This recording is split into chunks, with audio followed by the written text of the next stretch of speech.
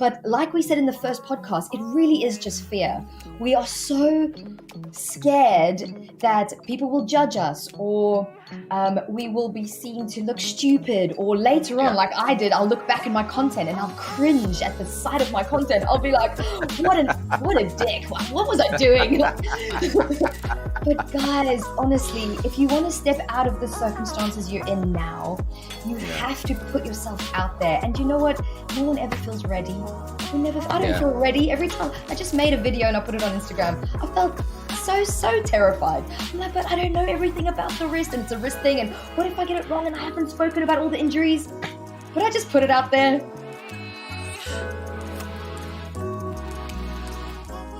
Hello, beautiful yoga people. I'm Celeste, and I am the very proud guest on Danny's amazing podcast, The Yogi Misfits. Hey, Danny. Yay! Celeste, this is our last of our business series. Yeah, but it's not the last you'll get of us, because remember, if you guys did want to sign up to our mentorship program, then Danny, where do people do this? Where are the links for this?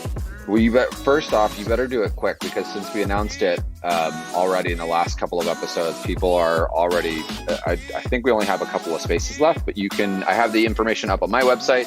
Celeste, you have it up on your website. You can find it on our Instagrams. Space is limited. We're actually taking applications for it. So yeah, if you want to coach with us, now's the time. Yeah, and guys, don't worry, if you miss the boat on this opportunity, maybe the times don't work for you, or life right now is just not, pushing you in that direction, then make sure that you reach out to us anyway if it's something you want to do in the future, because we'll be doing these regularly given the huge response that we've had. Yeah, we're super excited about it. We're super excited to support, and we'll probably end up doing another live series of podcasts too, because it's all just been it's been a lot of fun. It's been so much fun, and guys, what's made it fun is really all the messages that you guys have been sending us. So again, as always, a huge thank you, because without you guys, this stuff would be very boring. So true. Speaking of boring, let's hear Celeste and I talk about business. Enjoy, you guys. Here goes episode 3 and the final of our business podcast series. For those of you that are just tuning in, this is the last of the trilogy. Celeste and I basically were chatting about doing something live, and we wanted to support yoga teachers in a really, really tangible way.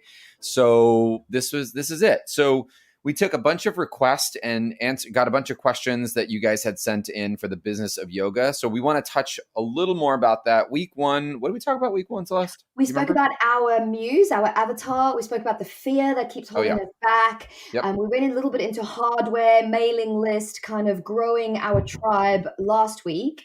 I have no idea what this week's about. Yeah, I mean, there was a couple things that still went a little untouched. And some questions. Yeah, some questions that people asked, like some random questions, not necessarily about the business of yoga, but we can get into that. I think a great segue is, now switching. I think what we haven't really discussed about the business of yoga is, one, what this is going to look like moving forward. So what is the yoga world going to look like in the next 6 months? Yeah. And also how to navigate that. Like, listen, everybody, I hate to say this, but when I go and teach my Monday and Wednesday night classes here in San Francisco, it's 45, 55 people pretty much every week, guaranteed. That's not going to be a thing for a really long time. Not only because the studio, with 6 feet apart from everybody, you can't fit that many mats. But also, in order for the studio to stay alive with 10 people in a room, the drop-in fee would have to be at least 125 pounds or whatever, it would have to be something ridiculous, right? And I don't think that a lot of people are going to want to be back in the studio anytime soon. I think that there is a lot of, whatever side of the fence you land on, there's no right or wrong way about it. But I think that a lot of people are going to be afraid of being around other people until maybe there's a vaccine or, some sort of whatever it is. I don't know. So I think that moving forward, it would behoove a lot of us to start to navigate this. Like, Here's one thing that I learned really early on is to diversify. You don't want to keep, like Celeste said this, I think on episode 1, but you don't want to keep all of your business on Instagram, because if Instagram goes down, and y'all, Instagram has gone down a lot. And I have friends that run their business on Instagram and they're just like, oh shit. Lost What do I? everything. They lose Yeah. everything. Yeah, totally. Yeah, it's crazy. So it's diversifying, like really allowing your options to, you want revenue streams to come from many, many, many different ways, right? So let's talk about what it looks like, what the current status of it is, and what I think it's going to, where I think it's going to go. And also just a basic, like, let's just talk about like a basic funnel of like where, you know, where the chips lie in yoga. So here's the way I see it. Public classes are at the very, very, very top of this like triangle situation. Okay. So public classes are up at the very, very, very top.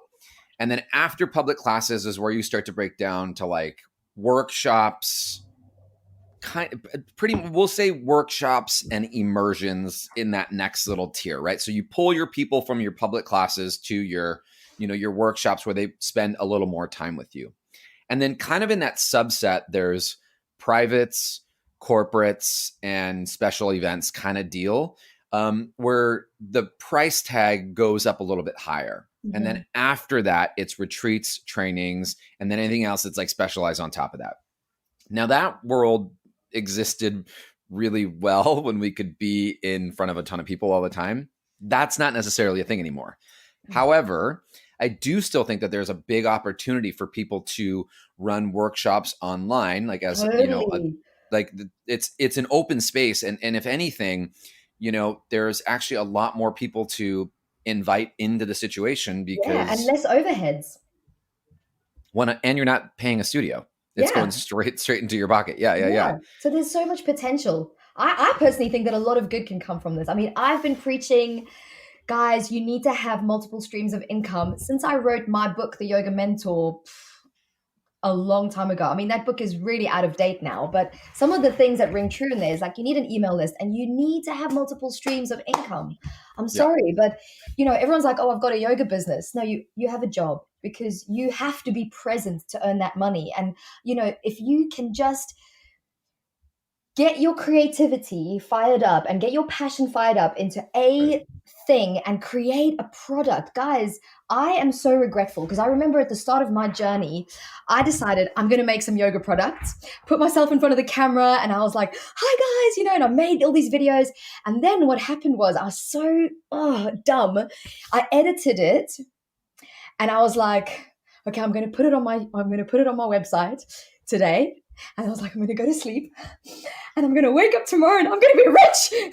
I'm going to get to buy my country because I want to buy a country because I want to buy a rainforest. Okay. No buildings, no people allowed. Anyway, so this is my dream. So I go to sleep and I wake up and I'm like, oh, I can't wait to look at all the money. And I opened up my laptop and I had sold none. And out of sheer embarrassment, this was years ago, this was like 10 years ago, I took all of those videos off of my site. And for years, I didn't sell a single product. Right. And then someone reached out to me. They worked at Yoga Download and they said, we really like your YouTube stuff. Do you want to come over to America and film some content? And I was like, yeah, okay. And, you know, I look back and I cringe at those videos the same way I cringed at those first videos that I was selling off of my website. But I get money from that every month. It's okay. It's okay to make stuff and not love it afterwards, guys. You're never going to love what you did. In 6 months, you're going to not love what you did 6 months ago. That's okay. But you're going to grow. You're going to grow. And you know what? Yeah. What's so crazy about that content on Yoga Download that I still cringe at these days is I get messages every day. Oh my God, thank you so much. This helped me so much. You don't understand. I had this worst headache ever. Now it's gone. Oh my God, blah, blah, blah, blah. I'm like, if I had taken it down because I'm embarrassed by what I had made back then. Yeah. Segue. Sorry, Danny. Please, I interrupt you. Go to the app and see my flight school series. Every time I look at it, I'm like, oh my God. Like, what was I doing? Yeah. But it's a really good point. Just kind of tying into what Celeste was saying, you know, like you got to start somewhere, and the best place to start is using your cell phone because you own it. It's free and it's ready to go. What I would say is, you know, kind of homework for everyone that's been with us for the last 3 weeks. create a product, but before you create that product, decide who your people are. So you've got to figure out, you have an opportunity. You don't have to do anything. You have an opportunity to, one, inquire about your values. Like, here's when I go to Celeste's Instagram and when I hang out with Celeste and when I read her emails and things like that, the reason why I want to hang out with her, one, she's super awesome and super fun, and I know her as a person, and that's great. But two, every time she speaks, I want to hear what her values are. I want to know that she's connected to community, which she totally is. I want to know that she is really all about helping people heal through biomechanics. And I want to know and feel that she wants to inspire people through her quotes, through the stories that she tells in her practice. And that's going to make me connect to her. But before you figure out who the people are that are coming to your class, you got to figure out who you are as a teacher. Now, I'll use myself as an example, plus cheap plug, go to my website. It's the best. It's so good. It's so good, guys. But if you go to my website, like right in my branding, there are 4 pillars of what Danny Pomploon stand for. That's community, strength, smart, and heart. I believe in all those elements in every single thing that I do. And so thus, anything that I write, anything that I speak about, any description that I write on a workshop has an element or has a hint of a little bit of that seasoning inside of that main recipe, right? So an Instagram post, every single time, whatever it is, that's got to be in there. That's the first thing. And then once you know what you are and what you're standing for and why you're teaching the thing that you're teaching, that's then going to help you identify, well, who are my people, right? Because if you're someone that's like, let's just say community, right? Since we stuck with that thread for a little bit. If you're someone that's like, community is my thing, and you're trying to appeal to someone that's like, that's actually not really my thing. I don't really want to hang out with a bunch of people and like mingle afterwards. And that's just not going to be a good fit, right? Yeah. So understand where you are first. And then after you understand where you are, then you can start to describe, we talked about the avatar in the first week. Whatever product you go and create, I repeat, whatever product you go and create, make sure that you're not just doing it because you want to do it, but rather who are the people that are coming to your class, right? Or who are the people that you've identified that are coming to you, and understand everything about, find out everything about them, like how much money they make, where they live, what their pain point. Understand the narrative and the dialogue that's happening in their head. They have some sort of problem or some sort of want or need, and you've got the answer for it. And when you find out that answer, that's where you create your product. Does that make sense? Totally. Yeah. And just to put your mind at ease, right? What Danny is saying, I think sometimes when you're just at the start of your journey, it can feel like a really big stretch to get to what he's talking about. So I'll just give you a little story to inspire you. There's this yoga teacher in London. Her name is Sophie. Really amazing teacher, really lovely person. She sits down with me. She's just like, Sel, I'm exhausted. I can't take it anymore. I'm running around the city. She's teaching like 25 classes a week. And I said to her, well, why don't you negotiate higher price for your stuff? Because then you can start cutting down and elevating. And I know that's not our luxury right now, but I also said, why don't you create an online product? Guys, she made a beginner's yoga program. It was something like 5 or 6 videos. She made £1,000 in her first month. Wow. Just a beginner's yoga program, just beginners, nothing like reinventing the wheel, right. Just simple. Right. And here's the other thing is when you start with beginners, those students are forever yours because they're now on that journey with you. They start with a teacher. They love that teacher. They learn from that teacher. That is their teacher. And so chances are they're going to go further into the practice with you, right? That is a great place to start, actually. I didn't even think about that. I should do that next. And you know what, guys? Let's say you're like, I'm not sure if beginners are hard, man. Trust me, beginners are hard. So if you're like, do you know what? I just want to teach people a few things that help my body. Like when I first started yoga, my hamstrings were really tight or my neck always felt a bit weird. You don't have to be an expert in those things. You can go on Google, do a little bit of research, get a little bit of background, and then you can go, guys, I'm not a physio, but I just want to share what helped me in my journey. Talk about that. That's good. There's one girl that I know quite well now. She suffered a really traumatic knee injury skiing. Now, she's not a physio, but she is so religious with her physio exercises. And I have been like knocking her door down, going, make a program about your knee rehabilitation on your Right. ACL. There's so many people who would get that and who you would help, because no physios that I know I would relate to the way they explain things. I want to relate to a human being who can just talk in English and can be like, hey, this is a knee, and not Right. like, this is the, patellofemoral junction. And you're like, huh? So don't be afraid to just talk about things from your perspective if you do want to make an online product. Yeah. And put it out. I mean, put it out. The easiest thing is put it. You don't have to even put it on a fancy platform. You can just start with email. Like, Oh, yeah. create a little like, hey, send me $25 donation and I'll send you these video links or whatever. And boom, you're ready to go. Yeah, you can I do think, you can do an unlisted link on YouTube. So you can do Danny's exactly. Yeah. idea. You don't even have to figure out a shop. You just tell everyone, hey, if you want to, send me some you give them your PayPal, they Yeah. wire you money, and you just manually send it. Or you could automate it once you get further down the line and you have a bit more, Yeah. you've got a bit more spunk in you to go for it. Yeah, we The talked next about level. MailChimp last week. MailChimp's a great place to start to get it set up and ready to go. And it's super, super affordable. It's not very expensive at all. Really good place to start. Really, really good place to set it all up. Celeste, do you remember off the top of your head, what were some of the other things that people were asking about? Do you know, I think that people are still kind of stuck in this fear mindset. I think that was the biggest thing that came to us. People The are really imposter. afraid. Imposter syndrome, and just the fear of actually creating a product, the fear of not knowing enough, and the fear of actually being seen to be like someone who's kind of shooting their mouth off. Now, this is where I just think honesty is such a beautiful thing. Like I just said, if you are going to create a program and you're not a professional physio. I use physio as an example because that's my background, but you can just say, I'm not a professional mantra teacher. I've never been given any courses in the mantras, but I really love the mantras. And, I went through a hard time with a breakup once, and I could feel a lot of pain in my throat. Maybe I wasn't speaking my truth, and I did the mantra to release the chakra here. And, I felt better afterwards. And I want to teach you that. That is so cool, guys. That authenticity is so beautiful. And I want to share that example because I just think we put too much pressure on ourselves. But like we said in the first podcast, it really is just fear. We are so scared that people will judge us, or we will be seen to look stupid, or later on, like I did, I'll look back at my content and I'll cringe at the sight of my content. I'll be like, what a dick. Like, what was I doing? But guys, honestly, if you want to step out of the circumstances you're in now, you have to put yourself out there. And you know what? No one ever feels ready.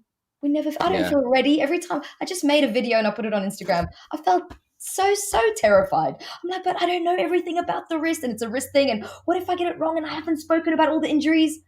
But I just put it out there. I thought, I have a story. This is a few years back when I first decided I was going to like just start full-time yoga and start touring and start teaching different workshops around the world and whatnot, And I remember I went to Chicago, and it was a friend's studio, and I was super excited because I had gone to another studio the week before in the Midwest, and I did really well, and it was like 40 people, and it was like super great. And I went to Chicago. I knew nothing about Chicago. I knew nothing about the Chicago market. I knew nothing about it. I just like showed up and was like, yep, here we go. I'm going to teach my weekend of workshops. And I went to go teach my workshop, and I was like walking around the studio and saying hi to, the people at the studio and whatnot. And I went to the studio room, and I was like waiting and getting set up. And I was like, I think they booked my studio wrong or something, because there's nobody here. So I went out to the front desk, and I was like, hey, so I'm supposed to start, but are we in the right place? And she's like, oh yeah, no one signed up for your workshop. Oh. It's so, I know that feeling. Yeah. I know that feeling. And I had flown out there, I like flew out there to go do the thing. And then I realized as I like sat there, I was like, oh, no one gives a shit about me right now. And that's okay. Like, I ended up staying and practicing and like doing my own thing for a little bit. Yeah, totally. Like, yes, totally. Wow, for sure. But I just sat there and was like, okay, cool. So like, it's for me to think that going in every single time, everything is going to be a knockout and a success. I mean, I think that's even like, that's delusion for sure. Yeah. But the most successful people the people that are doing what we want to do really well, you look at the commercially successful yoga teachers is what I call them. But like, they didn't just knock it out of the park. They don't just show up and everything is glorious and big. I mean, I've been in the room when some of them just bomb, you know? The worst case scenario is that your ego might get damaged, right? But like I said, you know, if anyone was in class with me this week, right? Let's say that, you know, your thoughts of fear, your thoughts of not being enough, your thoughts of failure, your thoughts of you don't know enough, whatever, you know, whatever the dialogue that's happening is in your head. Yesterday it was super rainy in San Francisco. It was extremely rainy in San Francisco. It was coming in and out, in and out, in and out. And today, the world is still here. Okay, Today, the earth is still here.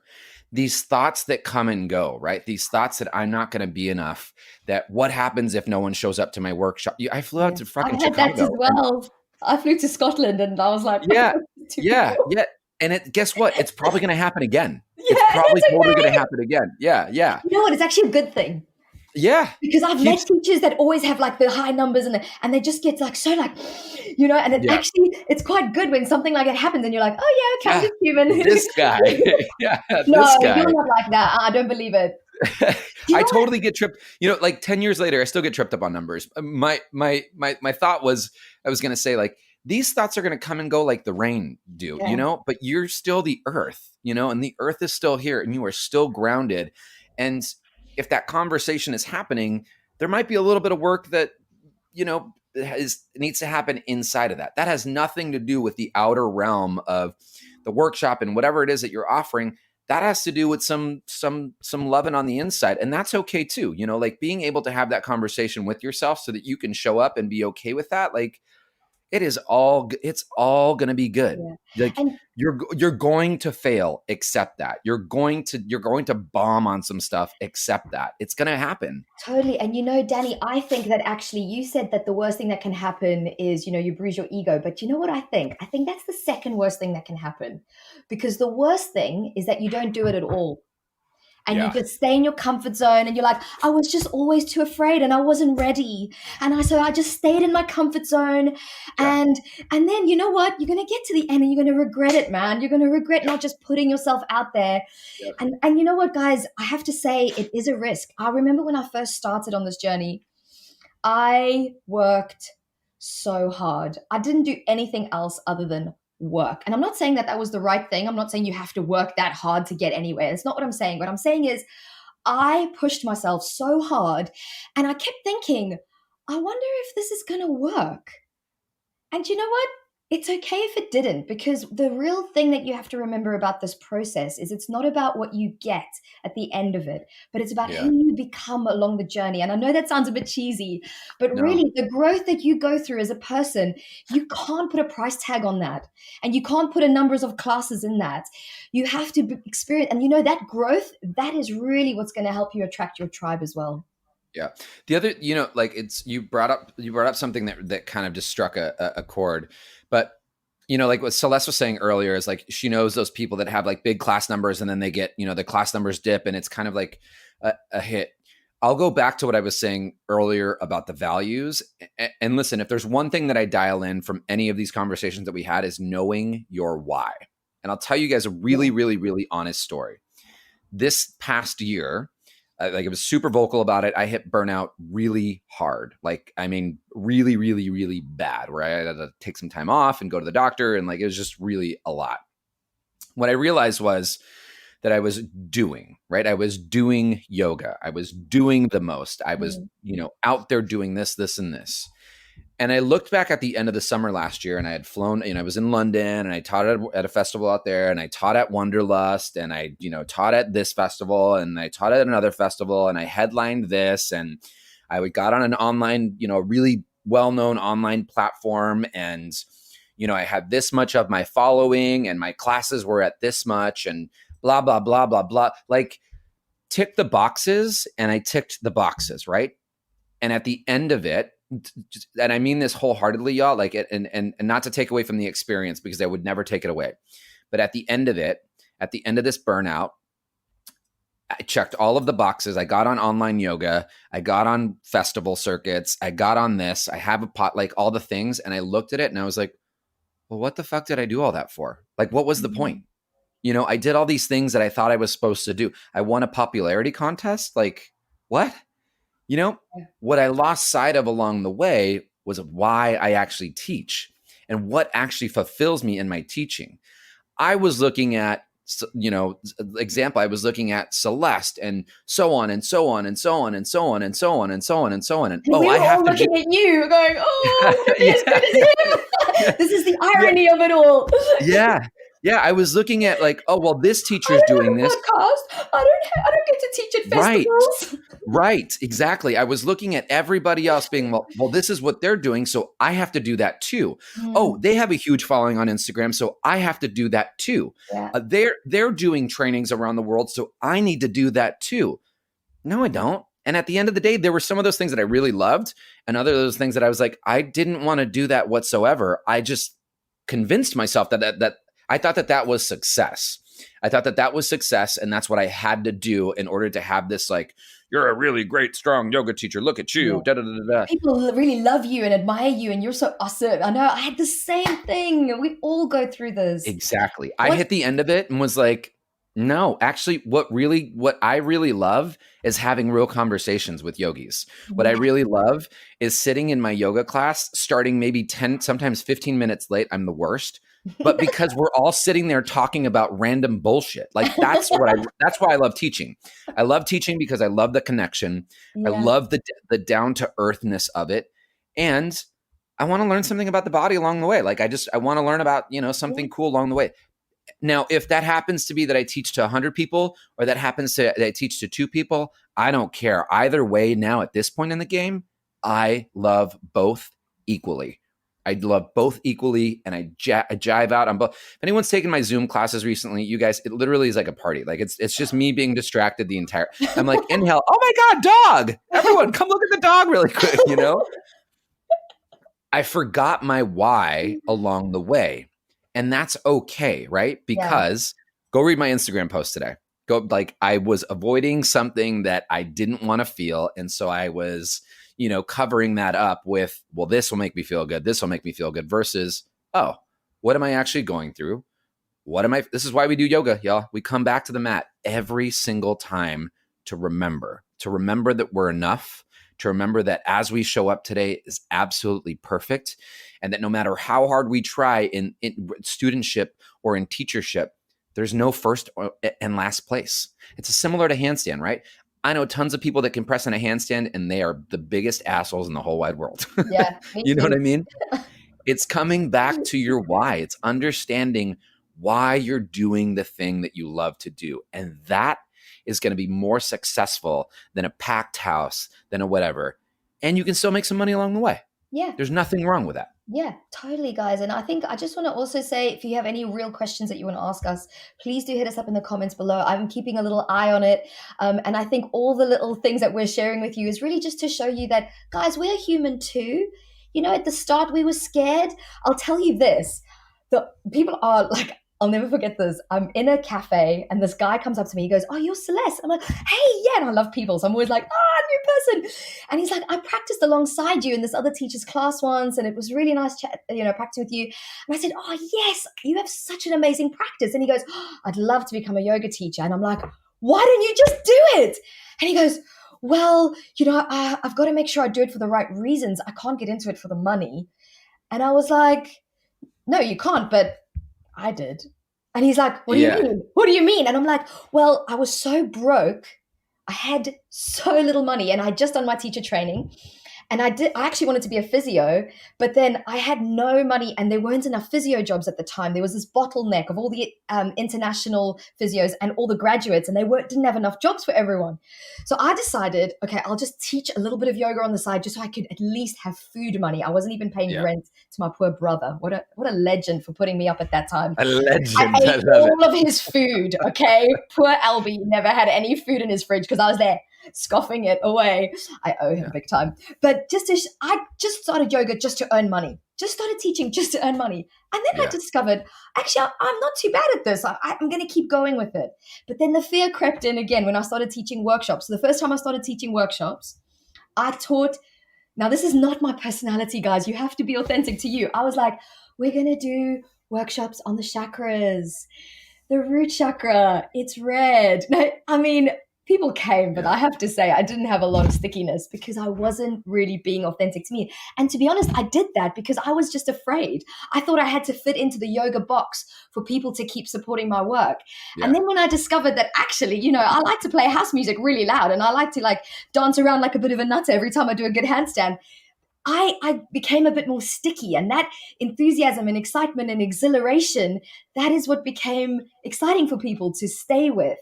So I guess the moral of the story is however you got into it is fine. Don't worry about what anyone else says.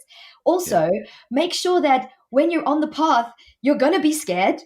Know that you're going to feel like a dick sometimes, talking the way you talk and doing the way I look at videos of myself and I'm like, oh, my voice. We all have that. Every time you see yourself, you're going to be like, oh, what do I look like? Oh, I sound stupid. Oh, what did I say? You're going to get that.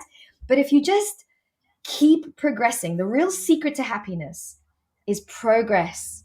So just one step forward every day, even half a step forward.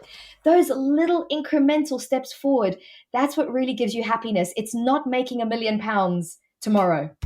That sharp increase isn't going to give you satisfaction. It's a little step forward every day. And so 10% shifts. Whatever that looks like for you is cool. Have we got any amazing questions coming through? Oh, thanks, Amy. There was a question that said, was like, what's the difference between like the Instagram live and the Zoom live? Well, I mean, one, on Instagram live, you can't see people. So I, on Zoom, I'm a big fan of it because I can see people, I can call people out. Like if it's, so I teach for Yoga Works, and there's a lot of people that don't show their screens. And for my classes, that's the Danny Pamplun ones, I would say 95 people have screens up. And I love that. That's how we roll. I think it's so much better. Yeah. All right, let's see. Celeste, massage therapist. I'm very nervous about going into the career that's physically demanding. What if I physically can't do it? That's my biggest fear. Well, you have to build up. Take your time and just, one step at a time. And if it's too much, then you scale back. And if it's too much, too little, you do more. Progressions and regressions. Yeah, exactly. That's what Danny always says. Progressions and regressions. It literally will change your life.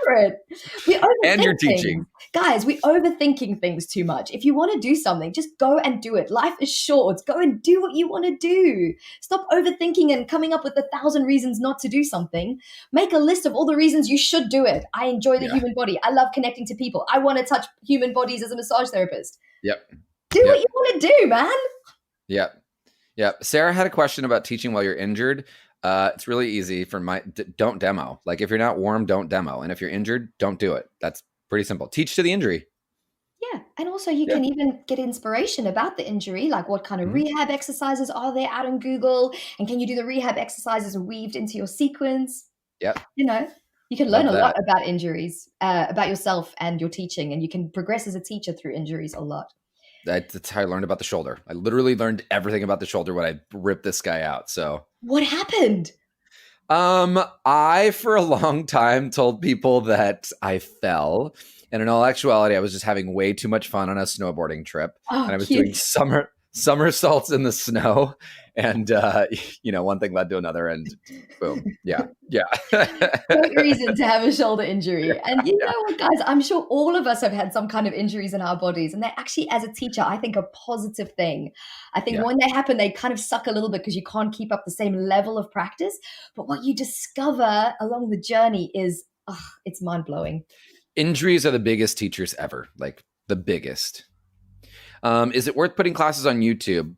Sure. Depends. If that's, you have to decide, do you want to be a YouTube teacher? Then be a YouTube teacher. If you want to have it just as a frame of reference for your students to go and like check it out, then that's cool too. Amelia, it's a really, really time consuming platform. YouTube. So I just feel like, I mean, Danny was talking about how podcasts are a really time consuming thing. Yep. I think the important thing is that whatever medium that you choose to market yourself, such a good question, actually, whatever medium you decide, I want to invest in this medium to market myself, you have to realize that it's a massive investment. You're going to learn so much along the way. I think it's a very, very good platform to use. I think YouTube is excellent. You have to be something you might want to write down. So get your notebooks and pens. And I'm not saying I have nailed this. So this is something I'm working on myself, guys. I'm talking to myself while I speak to you. That you want to have QVCA, these 4 things: quality content, V for value. You have to deliver value. And this goes for Instagram as well, I think. QVC, you have to be consistent. This is the hardest thing on YouTube, because if you're not consistent, you're never going to get that traction that you wanted to give you.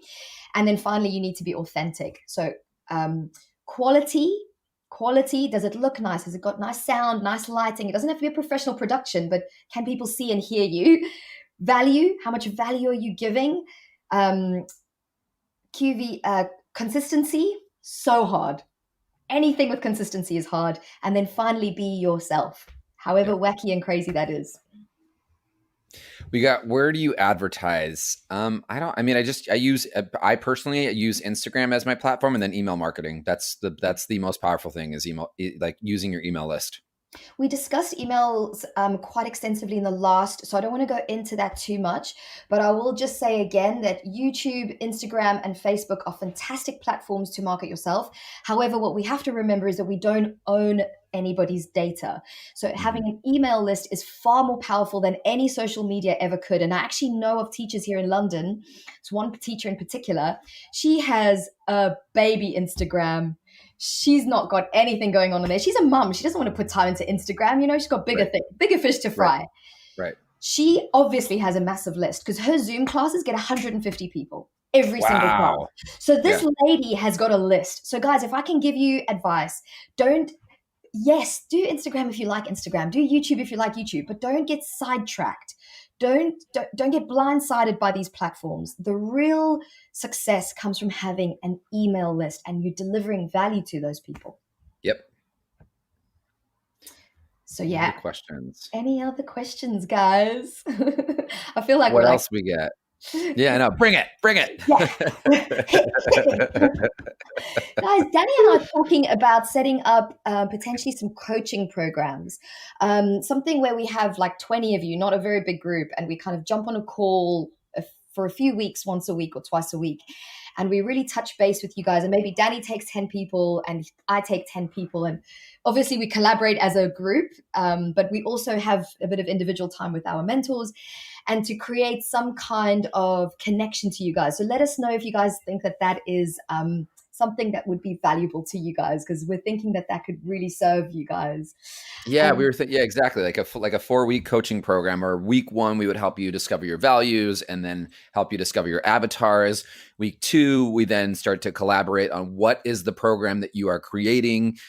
Week 3, we start to put together like, what's your timeline on putting this together? And then week 4, it's the marketing and execution of it. And so what we'll do is we'll probably start with the entire group, and then we'll have small breakout sessions. And Celeste and I will be there the entire time, giving you feedback, giving you advice on how we might be able to do that or help tweak it. Probably add a little email marketing in there as well. So we have to do email marketing, because I think it's the backbone of a successful business. And also, I would like to kind of walk you guys through how to actually set up an email marketing campaign and how to get those freebies up and running. Because I'm not a very techie person. So I feel like if I can show anyone how to work MailChimp, I'm so happy to share this information, because it took me so long to figure it out myself. So we'll keep you guys posted about that. In the meantime, someone did ask, how do you grow your Instagram? And I think that is a nice thing to touch upon. So I wanted to just say that Instagram is a really, really tough platform to grow on. It's very saturated at the moment. There is a lot on offer. You really do have to stand out somehow. But the most important thing that I can say, guys, is add value. You're going to hear those words from me over and over again. It's going to get kind of annoying. But really, if you're not adding value to people, there's no reason why they should engage with your content or follow you. So unless you can teach something, you shouldn't bother. And remember the following thing that we talked about last time. Don't worry about 100,000 followers. Get 100 people that do and follow you, and will do all the programming that you do. Focus on quality people, not quantity. Yeah. And in the old days, Instagram, you have to remember there's real people running the platform. So in the old days, they really wanted people to get kind of addicted to the platform. And so they made it so that your posts were more visible the more often you posted.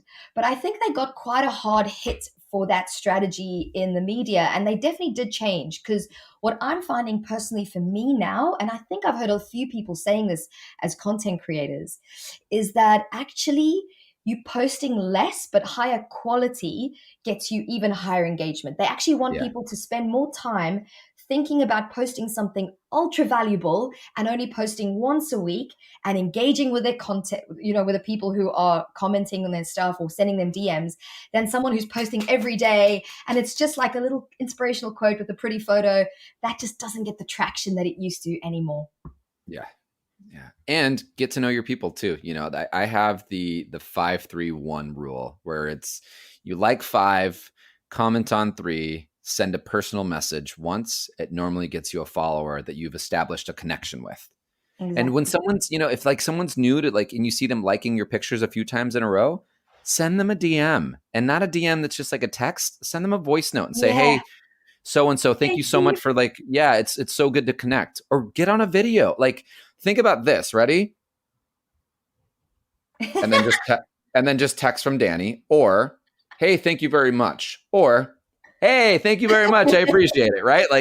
How much more personal was 3 versus 1, right? I love you so much. You're such a dude. But it makes sense, right?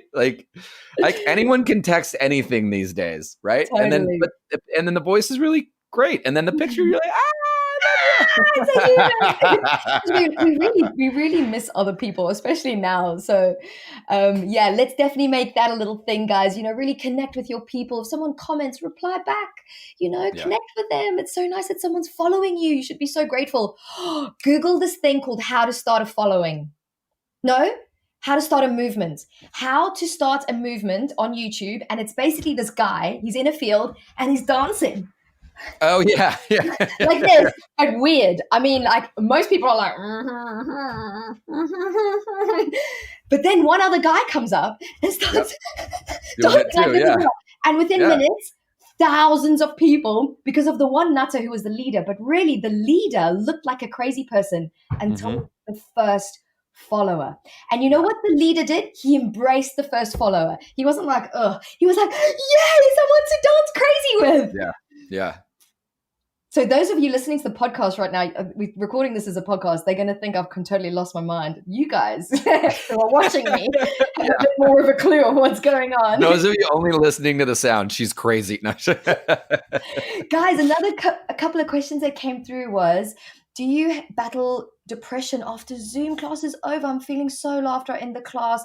I live alone and it's been hard. Oh, babe.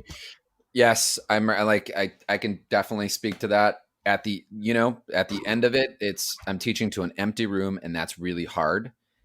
And what's been really nice in my saving grace is to sit after I teach and literally just dial in and remember that I'm not doing this for instant gratification of people. That's not going to be sustainable for anybody, but it's to actually sit and dial in. And once you tune in, tap, that's what we have the resources of yoga for, right? The different tools and the practices of yoga is to remind us, to center us, to keep us grounded. So I've been doing that every single time after I'm done teaching. I sit, sometimes I'll pull out my journal and just kind of tune in to see where I'm at. Otherwise, you're just teaching for the instant gratification, and that's going to be not sustainable really fast. Can everyone send love hearts to the people that are living alone right now? Can anyone you just put a love heart in the comments? Oh, whoopsie. I wasn't meant to do that. And, sorry, I tried to I'm trying to send you guys a love heart, and for some reason it's not working for me. But can we all just put love hearts in the comments to just send love to those of people that are living alone? It's really, really difficult time for people living alone. I know it's difficult for parents as well. It's difficult for so many people, but my heart goes out every day to those who are living alone. You're living alone too, right, Danny? Sure am. Can we blow kisses? Oh, thank Just you. want to Thank send you. Thank you. so Thank you. much Thank you. strength through this difficult time. I really admire you guys so much for your strength and your willingness to carry on doing things like teaching classes, you know, to show up every day, even though it's hard. Yeah, I wish I could just give you guys all a big hug right now. Anything We got room, else? or we got time for one more question, maybe? I'm having a little scroll. Okay. La la la la la la. Da, da, da. Someone's like, well, that's me on the dance floor usually. Oh, this is a great question by Donna. Tech requirements for streaming live yoga on Zoom. Get yourself some wireless earphones or some kind of mic, please. We need to hear you. Invest in some cheap box lights on from eBay or from Amazon so we can see you. It's so important, guys. Those two things will just transform your video content. You need those two things. Yep, I agree. Well, let me just do one last scroll for any final questions, and then should we all just do a big group hug to finish? I'm down. Bring it in there. Bring it in. Music on Zoom. Any tips? I don't know how to do that because I do it through a third party. Don't do it. Don't do music through Zoom. Make a playlist. Send it out before like the class starts, and then say we're gonna hit play in 5, 4, 3, 2, 1. That's what you do. Don't play it through Zoom. It'll make it sound really yucky. Yeah, exactly. And is matching music for Zoom important? I don't think. I think Danny's tip that he's just given you guys is. Exactly. You just say, hey, those of you that are getting ready to listen to music, 5, 4, 3, 2, play, and that's it. That's kind of a nice thing to do. Everyone's like, on the countdown. 5, 4, 3, 2. For the tech geniuses out there that have figured out how to actually do the professional music-y Zoom thing, I have no clue how to do that. I use a third party that does it all for me. Well done, man. Yeah. I bow down to your tech greatness. Because I'm such a, when it comes to stuff like that, I've got no clue. So well done, guys. And I just want to say thank you, Danny. You're a very special person. Thank you. Really, really cool dude. Can we give Danny some love hugs? Give Celeste love hugs. Are you kidding? She's amazing too. And guys, those of you who tuned in with us for the last 3 weeks, thank you for giving up your time to be with us. It means so much. Like, it would be boring if it was just the two of us. I mean, slightly boring. We'd probably entertain each other, but yes. Join my movement. Dancing around like a nutter for those of you on the podcast who don't know what's going on. Same what we did last week. I'm going to put a swipe up link on my Instagram for this. So I'm going to send this out probably by the end of next week. And if you have any interest in maybe working a program with me and Celeste for some coaching on growing your business, let us know. Shoot us a DM here on Instagram or sign up for my newsletter. You're going to get my onboarding sequence so that you guys can use that as a reference as well. So you know how to like send out your emails as well. But once we see how many people sign up and do it, we'll be able to launch and hopefully be able to support you guys in a really sustainable way. Yeah, definitely. I'm just wondering what's the easiest way for us to collect everybody's emails that are interested.